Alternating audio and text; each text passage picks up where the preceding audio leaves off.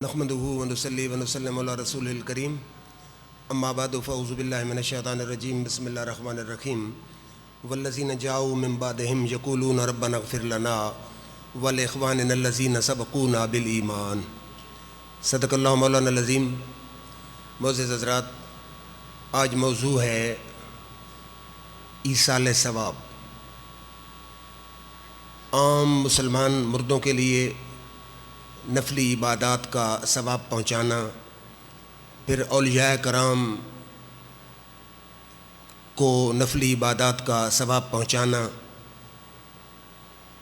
اور اس کے بعد وما اہل بہ لغیر اللہ جو قرآن کی آیت ہے اس کا صحیح مفہوم۔ اس امت پر اللہ رب العزت کا فضل و کرم ہے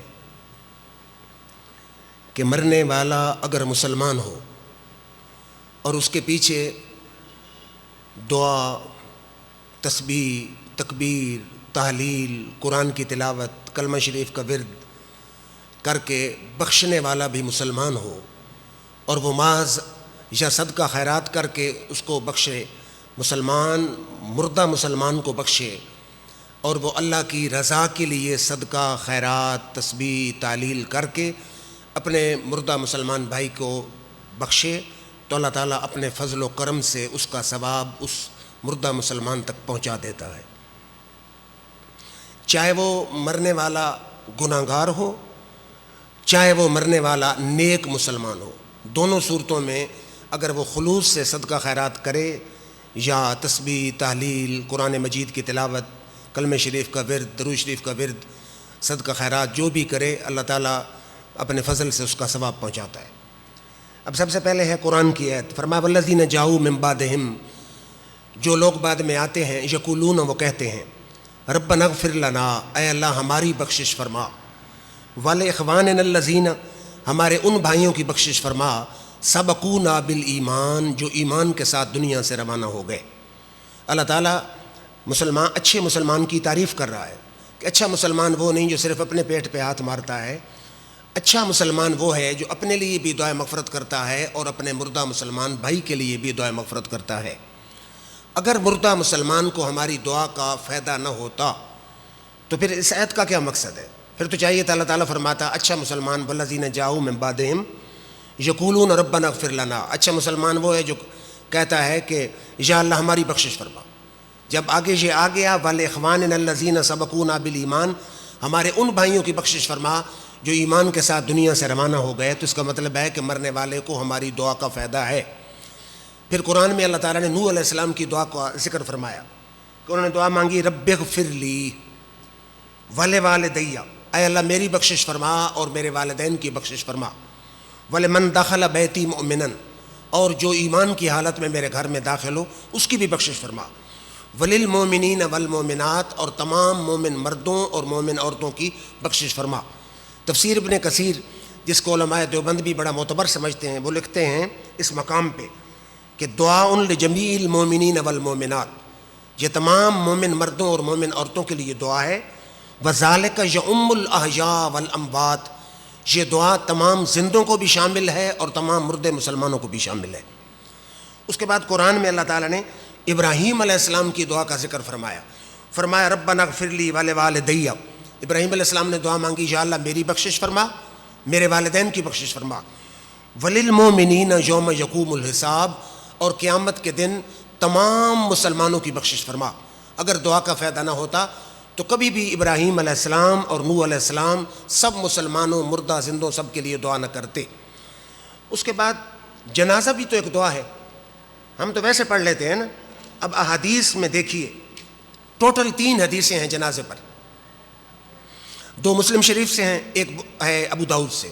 پہلی حدیث ہے کہ حضور نے فرمایا اگر 100 مسلمان کا نماز جنازہ پڑھ دے، ان کے لیے جنازے والی دعا پڑھ دے، مردہ دوست کی بھی ہو، تو جنازے والے بندوں کی دعا کی برکت سے اللہ اس کو جنتی بنا دیتا ہے۔ پھر میرا ذہن ہے کہ حضور صلی اللہ علیہ وسلم کے ذہن میں خیال آیا ہوگا کہ شاید کوئی ایسا غریب ہو کہ 100 آدمی جمع نہ ہو، تو دوسری حدیث ہے حضور صلی اللہ علیہ وسلم نے فرمایا اگر 40 مسلمان کسی مسلمان کی نماز جنازہ پڑھ دے، مردہ دوست کی بھی ہو، تو اللہ تعالیٰ جنازے والوں کی دعا کی برکت سے اسے جنتی بنا دیتا ہے۔ پھر میرا خیال ہے کہ حضور صلی اللہ علیہ وسلم کے ذہن میں خیال آیا ہوگا کہ شاید 40 بھی جمع نہ ہو، کوئی ایسا غریب ہو. تو یہ تیسری حدیث ابو داؤد میں ہے، پہلی 2 مسلم میں، حوالے کا میں ذمہ دار ہوں.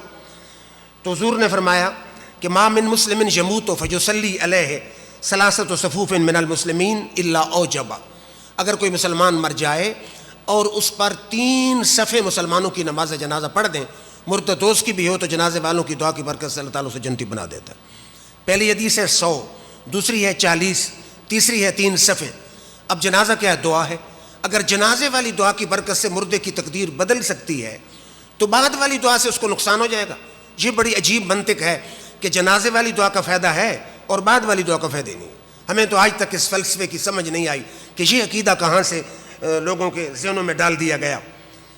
پھر جہاں تک صدقے خیرات اور دعاؤں کا تعلق ہے، بلکہ دعا کا تعلق ہے، یہ حدیث شرح صدور میں امام جلال الدین سیوطی نے لکھی کہ اخرجت طبرانی فی الاوسط بسندن، طبرانی نے اپنی سند کے ساتھ معجم اوسط میں یہ حدیث لکھی.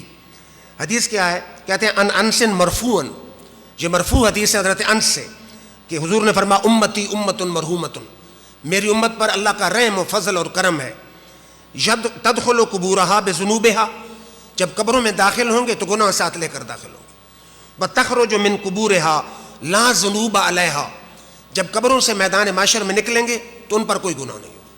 تمحصا عنہا باستغفار المؤمنین لہا، مسلمانوں کے استغفار اور بخشش کی دعاؤں کی برکت سے قبروں کے عرصے میں اللہ تعالیٰ ان کے سارے گناہ ختم فرما دے گا، اور جب قبروں سے نکلیں گے تو گناہوں سے پاک و صاف نکلیں گے.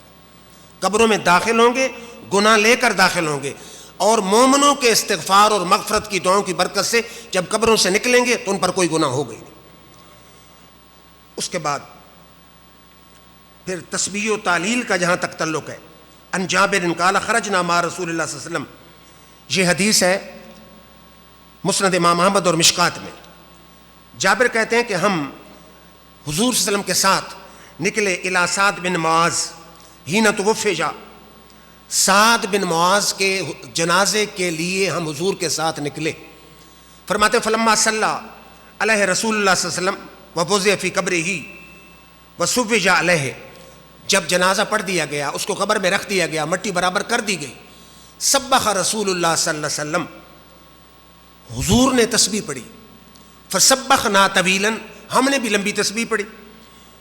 ثم کبر وکبرنا، حضور نے تکبیر پڑھی، ہم نے بھی تکبیر پڑھی. فقیل یا رسول اللہ لما سبحت ثم کبرت، یا رسول اللہ آپ نے آج تسبیح کیوں پڑھی، تکبیر کیوں پڑھی؟ فقال، حضور نے فرمایا لقد تضايق على هذا العبد الصالح قبره، حضور نے فرمایا اس نیک بندے پر قبر تنگ ہو گئی تھی، اس نیک بندے پر قبر تنگ ہو گئی تھی. حتی فرجہ اللہ عز وجل عنہ، حتیٰ کہ ہماری تسبیح اور تکبیر سے اللہ نے اس کی قبر کو کھول دیا ہے. اس کا مطلب ہے مردہ اسی قبر میں ہوتا ہے، یہی قبر تنگ ہوتی ہے، اور قبر پر بیٹھ کر تسبیح و تحلیل و تکبیر پڑھنا یہ کوئی بدعت نہیں ہے، یہ سنت محمد مصطفیٰ ہے، اور یہ صحابہ کی سنت ہے. اور اس کا فائدہ یہ ہوتا ہے کہ اس تسبیح و تکبیر سے اللہ تعالیٰ اپنے فضل سے قبر کی تنگی کو کھول دیتا ہے. اس کے بعد اب حدیث آ گئی بخاری شریف میں کہ ان سعد بن عبادہ توفیت امہ، سعد بن عبادہ کی ماں مر گئی. وہ غائب عنہا، وہ گھر میں نہیں تھے. فقال یا رسول اللہ ان امی توفیت، وہ حضور صلی اللہ علیہ وسلم کی خدمت میں آئے ساتھ، انہوں نے عرض کی حضور میری ماں مر گئی ہے. وانا غائب عنہا، میں گھر میں نہیں تھا. اینفعھا شیء تصدقت بہ عنہا، اگر میں ماں کی طرف سے صدقہ کروں تو میری ماں کو فائدہ ہوگا، نفع ہوگا؟ سوال کرنے والا صحابی ہے، جواب دینے والے محمد مصطفیٰ خود ہیں. قال نعم، حضور نے فرمایا ہاں میرے صحابی تیرے صدقے کا تیری مردہ ماں کو نفع ہوگا. پہلی حدیث. دوسری حدیث ہے ابو داؤد میں کہ ان سعد بن عبادہ انہ قال یا رسول اللہ ام سعد ماتت، پھر سعد بن عبادہ عرض کرتے ہیں حضور میری ماں مر گئی ہے.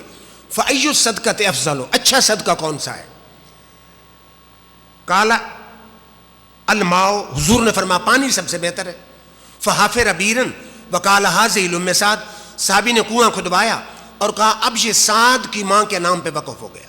اور وہ مشہور بھی صحابہ میں رہا، بیر ام سعد، سعد کی ماں کا کنواں، 20 سالوں تک کنواں رہا، مسلمان پانی پیتے رہے، غریب بھی امیر بھی، اور حضور کے فتوے کے مطابق ثواب سعد کی ماں کو پہنچتا رہا۔ کتنی حدیثیں آ گئیں؟ 2۔ اور بھی بے شمار حدیث ہیں۔ مسلم شریف کی حدیث ایک صحابی آیا، اس نے کہا ان نبی ماتا فترک مالا ولم یوصِ، میرا باپ مر گیا، مال چھوڑ گیا، وصیت نہیں کی، هل یکفر عنہ ان اتصدق عنہ، باپ کی طرف سے صدقہ کروں باپ کے گناہوں کا کفارہ ہوگا؟ حضور نے فرمایا نعم، ہاں تیرے باپ کے گناہوں کا کفارہ ہوگا۔ تو اب حدیثوں سے کیا ثابت ہوا کہ ہماری تکبیر کا، ہماری تسبیح کا، ہمارے صدقے کا مردہ مسلمان کو ہم اگر ثواب بخشیں تو اللہ تعالیٰ اپنے فضل سے ثواب پہنچا دیتا ہے۔ اب اس میں یہ تخصیص نہیں، اب ذرا سمجھنے والی باتیں ہیں، یہ تخصیص نہیں کہ مرنے والا نیک ہو یا گناہ گار ہو، اگر گناہ گار ہو اس کے گناہ معاف ہوں گے، اللہ تعالیٰ اپنے فضل سے چاہے تو جنت عطا فرمائے گا، اگر نیک ہو تو جنت میں اس کے درجات بلند ہوں گے۔ یہ ذہنوں میں رکھیں اہل سنت کا عقیدہ کہ شریعت میں نہ صدقے کی قسم مقرر ہے کہ کون سا صدقہ دیا جائے، جو صدقہ آپ کا دل چاہے آپ صدقہ کریں، اللہ اگر خلوص سے کریں گے اللہ تعالیٰ ثواب پہنچائے گا۔ نہ صدقے کی قسم مقرر ہے، نہ وقت مقرر ہے، سال کے 365 دنوں میں جس دن صدقہ کریں اور جون سا صدقہ آپ کا دل چاہے کریں، اللہ تعالیٰ اپنے اگر خلوص سے کریں گے اللہ تعالیٰ ثواب پہنچا دے گا۔ اب شاید کوئی کہے کہ پھر آپ کیوں تیسرے دن کرتے ہیں، آپ کیوں 5ویں دن کرتے ہیں؟ یہ لوگ اپنی سہولت کے لیے مختلف علاقوں میں لوگوں نے ٹائم مقرر کر لیے، کہیں 7ویں دن، کہیں 10ویں دن، کہیں 12ویں دن، کہیں تیسرے دن۔ ہم کہتے ہیں جو دن آپ کا دل چاہے مقرر کریں، اللہ تعالیٰ اپنے فضل سے ثواب پہنچا دے گا۔ صدقے کی قسم مقرر نہیں۔ بعض جہلوں کی باتیں میں نے سنی ہیں کہ لوگ چارپائی اللہ کی خراب میں دیتے ہیں غریبوں کو، اس کا کیا ثواب ہے؟ یہ کہاں لکھا ہے؟ شریعت میں تفصیل نہیں لکھی کہ چاول بھی صدقہ کرو تو ثواب ہے، روٹی کا بھی ثواب ہے، حلوے کا بھی ثواب ہے، فلاں کا بھی۔ شریعت نے اصول دیے ہیں کہ صدقے کا ثواب پہنچتا ہے۔ غریب کو چارپائی کی ضرورت ہے، چارپائی دیں گے تو ثواب ہوگا۔ غریب کو بستر کی ضرورت ہے، بستر دیں گے تو ثواب ہوگا۔ غریب کو کپڑوں کی ضرورت ہے، کپڑے دیں گے تو ثواب ہوگا۔ غریب کو برتنوں کی ضرورت ہے، برتن نہیں ہے استعمال کے، برتن دیں گے تو پھر بھی ثواب ہوگا، کیونکہ اصول یہ ہے کہ کوئی شے بھی صدقہ کریں جو مسلمان کے کام کی ہے، خلوص سے کریں گے اللہ تعالیٰ مردے کو ثواب پہنچا دے گا۔ شریعت نے صدقے کی قسم مقرر نہیں کی کہ فلاں صدقہ کرو اور فلاں نہ کرو۔ اب آ گئی اگلی بات کہ ہم اسی نظریے کے تحت کوئی چیز پکائی اپنے دادا کے لیے، ماں کے لیے، باپ کے لیے، مسلمان اہل سنت والجماعت اس کا ثواب پہنچاتے ہیں، اور 11ویں والے دن اسی طرح کوئی چیز پکا کر ہم کہتے ہیں یا اللہ یہ جو صدقہ ہم نے کیا ہے ہم اس کا ثواب پیران پیر رحمۃ اللہ علیہ کی روح کو بخشتے ہیں۔ مقصد کیا ہے؟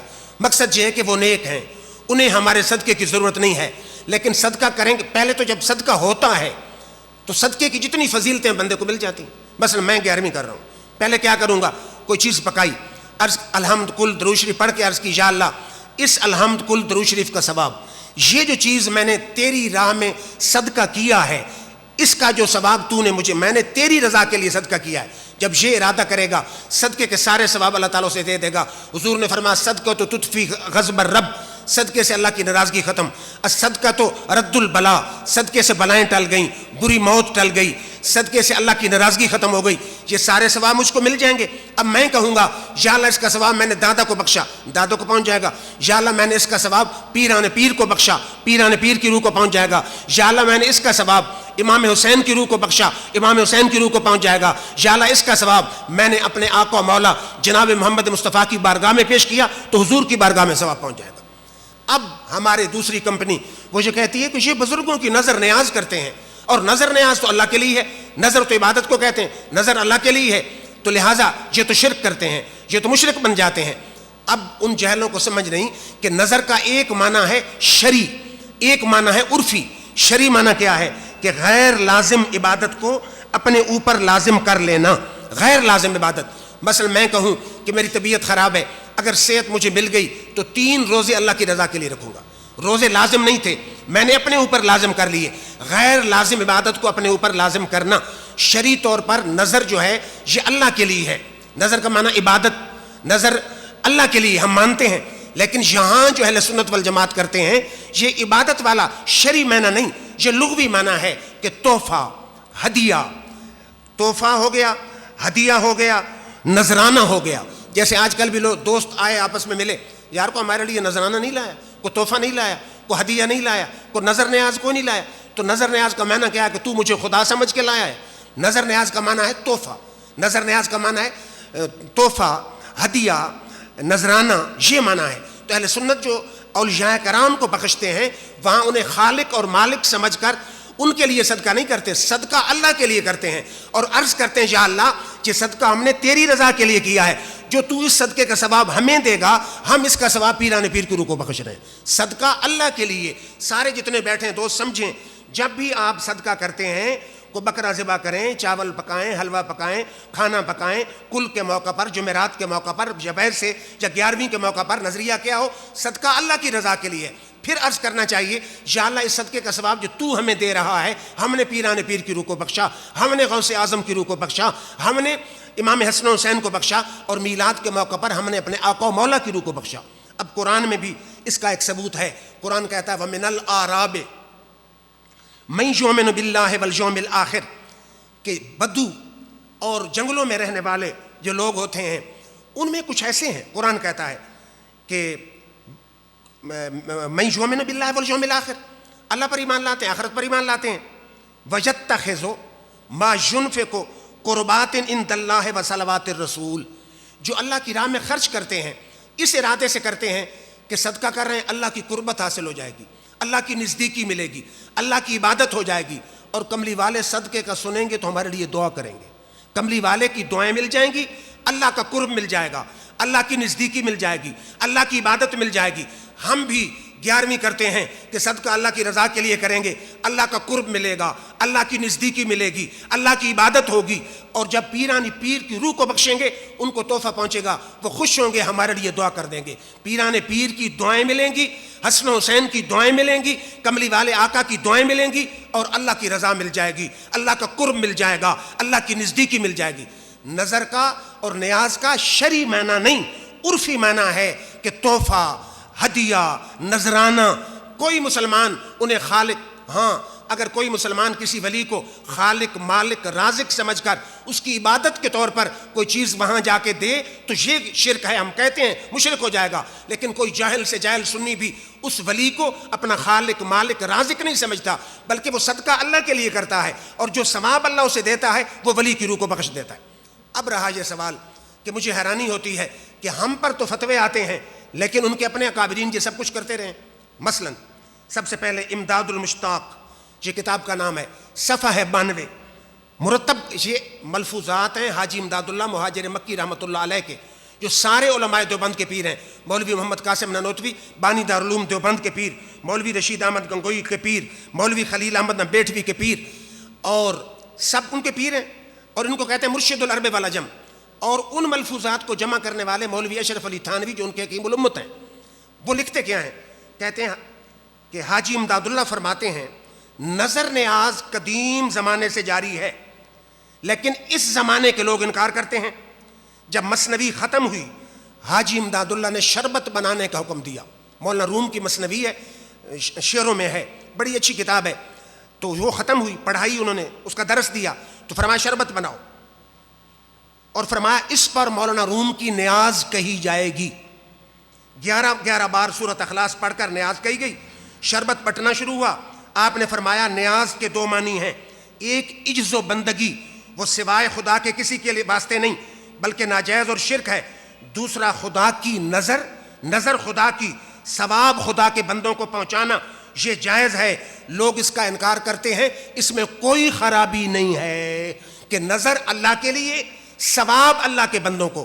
ہم جو 11ویں کرتے ہیں، ہم جو محرم کے موقع پر امام حسین کے لیے صدقہ خیرات کرتے ہیں، وہ اس کا مقصد کیا ہوتا ہے؟ صدقہ اللہ کے لیے، نظر اللہ کے لیے، ثواب امام حسن حسین کی روح کو پہنچے، ثواب غوث اعظم جیلانی کی روح کو پہنچے، ثواب داتا علی حجویری کی روح کو پہنچے، ثواب ہمارے دادا علامہ جار احمد بندیالوی کی روح کو پہنچے۔ ہم اس نظریے سے کرتے ہیں۔ ایک حوالہ، دوسرا حوالہ بھی سن لیں کہ فتاوی رشیدیہ، مولوی رشید احمد گنگوئی کہتا ہے جو اموات اولیاء کی نظر ہے تو اس کا اگر یہ معنی ہے کہ ثواب ان کی روح کو پہنچے تو صدقہ ہے، درست ہے، اور اگر نظر بمعنی تقرب ان کے نام پر ہے تو حرام ہے۔ تقرب بمعنی عبادت، کہ ان کی عبادت کو کر رہا ہے، انہیں خالق سمجھ رہا ہے، تو یہ شرک ہے، ہم بھی کہتے ہیں شرک ہے۔ اور اگر نظر کا معنی صدقہ ہے، نظر قرب اللہ کا، عبادت اللہ کی، صدقے کا ثواب ان کو پہنچا رہے ہیں، تو یہ جائز ہے۔ تو جیسے وہ صحابہ کرام کرتے تھے کہ صدقہ کرتے تھے اور کہتے تھے کس لیے کر رہے ہیں کہ نبی کی دعائیں مل جائیں، رب کا قرب مل جائے. ہم بھی 11ویں کرتے ہیں کہ صدقہ کریں گے اللہ کا قرب ملے گا، اللہ کی عبادت ہو جائے گی، صدقہ خالق کے لیے ہو جائے گا. غوث اعظم کو صدقے کا تحفہ پہنچے گا، وہ ہمارے لیے دعا کر دیں گے، غوث اعظم کی دعائیں مل جائیں گی، اللہ کا قرب مل جائے گا. اور آگے اللہ نے فرمایا الا انہا قربۃ لہم، وہ جو بدو خرچ کرتے تھے اللہ کی رضا ملے، اللہ کا قرب ملے، نبی کی دعائیں ملیں. اللہ فرماتا ہے یہ واقعی ان کو اللہ کا قرب تھا. اور فرمایا سیدخلہم اللہ فی رحمتہ، اللہ ان کو اپنی رحمت میں داخل فرما دے گا. تیسرا حوالہ ہے مولوی اسماعیل دہلوی، علماء دیوبند کا بہت بڑا نام، سرخیل صراط مستقیم صفحہ 103. ہر عبادت کہ کسی مسلمان سے ادا ہو اس کا ثواب کسی فوت شدہ مسلمان کی روح کو پہنچائے. جناب الہی میں دعا کرنا اس کے پہنچانے کا طریقہ ہے، اور یہ بہت بہتر اور مستحسن طریقہ ہے. اور وہ شخص کہ جس کی روح کو ثواب پہنچایا جا رہا ہے اگر اس کے حقداروں میں سے ہے، یعنی ماں باپ چچا دادا، اس کے حق کے برابر ثواب پہنچانے کی خوبی بہت زیادہ ہوگی. پس امور مربجہ یعنی اموات کے فاتوں، عرسوں، نظر و نیاز سے اس قدر امر کی خوبی میں کوئی شک و شبہ نہیں ہے. کتنے حوالے آ گئے؟ 3. چوتھا حوالہ تحفہ اثنا عشریہ، مصنفہ شاہ عبدالعزیز محدث دہلوی. حضرت علی اور ان کی اولاد پاک کو تمام افراد امت پیر و مرشد کی طرح مانتی ہے. تکوینی امور ان حضرات سے وابستہ جانتے ہیں. فاتح، درود، صدقات، نظر نیاز ان کے نام کی ہمیشہ کرتے ہیں. چنانچہ اولیاء اللہ کا یہ حال رہا ہے. اس کے بعد ایک بات اور رہ گئی کہ ہمارے لوگ کرتے کیا ہیں کہ میری صحت ہو گئی تو میں معصوم شاہ پر جا کر دمبا ذبح کر کے، بکرا ذبح کر کے، گائے ذبح کر کے، وہ پکا کے غریبوں کو کھلا کر اس کا ثواب میں بخشوں گا معصوم شاہ کی روح کو. یا میرا یہ کام ہو گیا اگر تو میں داتا علی حجویری کی مزار پر جا کر گائے لے کر جاؤں گا، گائے ذبح کروں گا اللہ کے نام پر، ذبح کرنے کے بعد پکا کر اس کا گوشت، اس کا سالن پکا کر کھلاؤں گا لوگوں کو تاکہ ثواب پہنچے داتا علی حجویری کو. صدقہ اللہ کے لیے، ثواب داتا علی حجویری کے لیے. اس پر ہمارے دوسرے دوست کہتے ہیں اس کو قرآن نے حرام کر دیا ہے. آیت کیا پڑھتے ہیں کہ انما حرم علیکم المیتۃ والدم ولحم الخنزیر وما اہل بہ لغیر اللہ، بے شک حرام کیا اللہ نے مردار، جو جانور مر جائے، مردار کو، والدم خون کو، ولحم الخنزیر خنزیر کے گوشت کو، وما اہل بہ لغیر اللہ جو غیر اللہ کے نام پر ذبح کیا جائے. وہ کہتے ہیں یہ غیر اللہ کا نام لیتے ہیں اس پر کہ غوث اعظم کا بکرا، پیران پیر کا بکرا، معصوم شاہ کا بکرا حرام ہو گیا. ہم کیا کہتے ہیں؟ ہم کہتے ہیں کہ زندگی میں جس کا نام لیتے رہو کوئی فرق نہیں. ذبح کے وقت کا اعتبار ہوتا ہے. اگر ذبح کے وقت کہو بسم اللہ اللہ اکبر، زندگی میں جس کا نام لیتے رہو کوئی فرق نہیں پڑتا. ذبح کے وقت اگر غیر اللہ کا نام لوگے تو حرام ہوگا. اب تفسیروں والے کیا کہتے ہیں کہ وما اہل بہ لغیر اللہ کا کیا معنی ہے کہ زندگی میں غیر اللہ کا نام لیا جائے تو حرام ہو جائے. پھر جتنے آپ بیٹھے ہیں، اب جس کے گھر میں گائے ہے، بکری ہے، بھینس ہے، اونٹ ہے، اگر پوچھا جائے کہ یہ بکری کس کی ہے، کیا کہیں گے؟ اللہ کی ہے. کہیں گے یہ محمد خان کی بکری ہے، یہ ملک حاکم صاحب کی گائے ہے، یہ فلاں صاحب کی بکری ہے، یہ فلاں کا دمبا ہے. تو زندگی میں تو بندوں کے نام لیتے ہیں. اگر غوث اعظم کا دمبا کہنے سے حرام ہوتا ہے تو تیرا میرا دمبا کہنے سے کیوں نہیں حرام ہوتا؟ لیکن سنیوں کا عقیدہ بڑا کلیئر ہے کہ زندگی میں جس کا نام مرضی لیتے رہو، ذبح کے وقت اگر غیر اللہ کا نام لوگے تو حرام ہو جائے گا. اگر ذبح کے وقت کہو بسم شیخ عبد القادر جیلانی، حرام ہے. بسم محمد رسول اللہ، حرام ہے. بسم داتا علی حجویری، حرام ہے. اب اس قرآن کی آیت کا مفسرین کیا کہتے ہیں؟ اور مزیدار بات ہے، پڑھے لکھے دوست نوٹ فرمائے نا، ہمارے مدارس اور دیوبندی مدارس میں ٹوٹل 2 تفسیر کی کتابیں پڑھائی جاتی ہیں، ایک جلالین، ایک بیضاوی. دونوں کی تفسیر بتا دیتا ہوں. اب پہلی یہ تفسیر جلالین، اے ما ذبح علی اسم غیر ہی، اے ما اہل کا کیا معنی ہے؟ جو غیر اللہ کے نام پر ذبح کیا گیا. اور لکھتا ہے والاحلال رفع الصوت، کہتا احلال کا معنی ہے آواز اونچی کرنا. وکانوا یرفعون عند الذبح لآلہتہم، جلالین والا کیا کہتا ہے کہ کافر ذبح کے وقت اپنے الہوں کے لیے، بتوں کے لیے آواز بلند کرتے تھے. اب آ گئی تفسیر بیضاوی، اس میں اے رفع بہ الصوت عند الذبح للصنم، کہ ذبح کے وقت بت کے نام پر ذبح کرنا، آواز کو بلند کرنا ذبح کے وقت بت کے لیے، یہ حرام ہے۔ دونوں تفسیریں آ گئیں۔ اب عبداللہ بن عباس حضور کے چچا زاد بھائی جن کے علم میں اضافے کی حضور نے دعا کی، آپ فرماتے ہیں اے ما ذبح لغیر اسم اللہ عند الاصنام، اس کا معنی ہے کہ بتوں کے قریب جا کر بتوں کے نام پر ذبح کرنا۔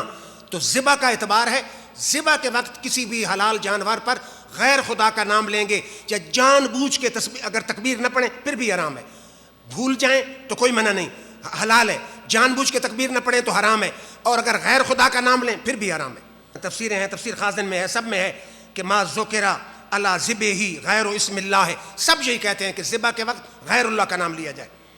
اب قرآن کی ایک آیت ہے، آیت کیا ہے کہ ما جعل اللہ من بحیرۃ ولا وسیلۃ ولا حام، ما جعل اللہ من بحیرۃ ما جعل اللہ من بحیرۃ ولا صائبۃ ولا وسیلۃ ولا حام ولکن الذین کفروا یفترون علی اللہ الکذب۔ 4 جانور قرآن نے ذکر کیے، بڑی لطف والی باتیں۔ جانور کون سے تھے؟ پہلا بحیرہ، بحیرہ کس کو کہتے تھے؟ جو اونٹنی 5 بچے دیتی، کافروں کے قریش مکہ کے ہاں اونٹنی 5 بچے دیتی، آخری بچہ نر ہوتا تو کافر اس کا کان چیر کر چھوڑ دیتے کہ یہ اونٹنی اب بتوں کے نام پہ آزاد ہے، اس کا گوشت بھی حرام، دودھ بھی حرام اور سواری بھی حرام۔ اس کو کیا کہتے تھے؟ بحیرہ۔ 5 بچے دے دیتی اونٹنی، آخری بچہ نر ہوتا تو اس کو کان چیر کر چھوڑ دیتے کہ بتوں کے نام پر آزاد ہے، اس کا گوشت بھی حرام، دودھ بھی حرام، سواری بھی حرام۔ ایک دوسری ہے صائبہ، کوئی سفر پہ جاتا، بیمار ہو جاتا تو نظر مانتا کہ اگر خیریت سے گھر آیا، بیماری سے صحت ہوئی تو میری اونٹنی صائبہ ہے، اونٹنی کو نشان لگا کے چھوڑ دوں گا، بتوں کے نام پر آزاد ہوگی، گوشت بھی حرام، خون اس کا دودھ بھی حرام، سواری بھی حرام۔ تیسری ہے وسیلہ، اگر بکری بچی پیدا کرتی تو ان کی ہوتی، بچہ پیدا کرتی تو بت کا ہوتا، اگر بچی اور بچہ دونوں پیدا کر دیتی تو پھر کہتے کہ یہ بچی بھی اپنے بھائی کے ساتھ مل کر بت کی نظر ہو گئی ہے، اس کا گوشت بھی کھانا، دودھ پینا حرام سمجھتے۔ کتنے جانور آ گئے؟ 3۔ چوتھا ہے حام، وہ اونٹ کہ جس کو اونٹنیوں سے ملانے سے 10 بچے پیدا ہو گئے ہوں نا، اس اونٹ کی سواری اور گوشت بھی حرام سمجھتے تھے۔ یہ 5 جانور تھے جن کو کافر گوشت ان کا حرام سمجھتے، اونٹ کا، اور جو اونٹنی تھی اس کا دودھ بھی حرام، گوشت بھی حرام، سواری بھی حرام، بتوں کے نام پہ آزاد تھے۔ جب اسلام آیا صحابہ نے کہا کہ بتوں کے نام پہ چھوڑے ہوئے حرام ہے، میرے رب نے فرمایا بتوں کے نام بے شک لیتے رہیں، میرے نام پر ذبح کر کے کھاؤ، کوئی حرام نہیں، حلال ہے۔ اب مقام غور ہے کہ بتوں کے نام پر بتوں کا نام لیا جائے زندگی میں جانوروں پر، اور ذبح کے وقت قرآن کہتا ہے اگر اللہ کا نام لیا جائے تو حرام نہیں، اور زندگی میں اگر تیرا میرا نام لیا جائے، زندگی میں پیران پیر کا نام لیا جائے، زندگی میں غوث اعظم کا نام، کسی ولی کا نام لیا جائے تو جانور کیوں حرام ہے؟ اور پھر میرا سوال ہے کہ اگر زندگی کا اعتبار ہے تو مجھے کوئی حلال جانور دکھائے۔ کیسے کہ پاکستان میں جہاں بھی کوئی بکری کھڑی ہوگی، گائے کھڑی ہوگی، کس کی گائے ہے؟ کس کی بکری ہے؟ کیا کہتے ہیں؟ اللہ کی بکری ہے، فلاں آدمی کی بکری ہے، فلاں کی گائے ہے۔ تو اگر تیرے میرے نام سے حرام نہیں ہوتی تو پیران پیر کے نام سے کیوں حرام ہوگی؟ مقصد کیا ہے؟ ہم ان جانوروں کو کافروں کی طرح عبادت کے طور پر ذبح نہیں کرتے، اس کو صدقے کے طور پر ذبح کرتے ہیں کہ صدقہ کریں گے اللہ کے لیے، عبادت ہوگی اللہ کی، قرب ہوگا اللہ کا، ثواب بخشیں گے پیران پیر کی روح کو۔ صدقہ اللہ کے لیے ہے، ثواب پیران پیر کی روح کے لیے ہے، اس پر کوئی اعتراض نہیں۔ بڑے بڑے اولیاء کرام ایسے کرتے رہے۔ اللہ تعالیٰ سے دعا ہے اللہ تعالیٰ دین سمجھنے کی توفیق عطا فرمائے۔